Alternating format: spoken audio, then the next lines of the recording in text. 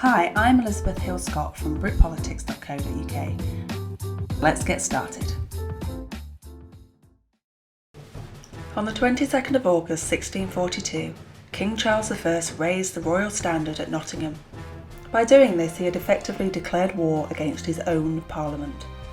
It had followed years of conflict over religion, power, money, and good old personality clashes between the king and members of his parliament.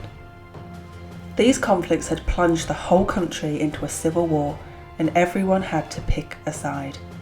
Nearly 3 years later, on the 14th of June 1645, the two sides met yet again at Naseby, Northamptonshire. It would prove to be the decisive battle of the First English Civil War. On hearing that Parliament's powerful new model army were marching up from Oxford, Charles stupidly chose to stay and fight. The two sides met just outside Naseby. Oliver Cromwell's cavalry successfully got behind the royalist lines and defeated their infantry. It was game over for the king, and not just for this battle. Charles had lost his main royal army. The king's day did not get any better. Parliament retook the important city of Leicester and found his personal letters asking for outside Catholic support.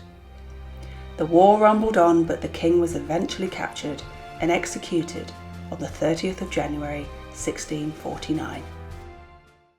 Thanks for watching, and if you take a look at Britpolitics.co.uk, you'll find hundreds of resources to help you learn about British politics and history. Plus, I cover writing, revision, motivation and exam tips. There's lots of links in the description below, and you can mostly find me on Instagram at Elizabeth_Britpolitics. Bye for now.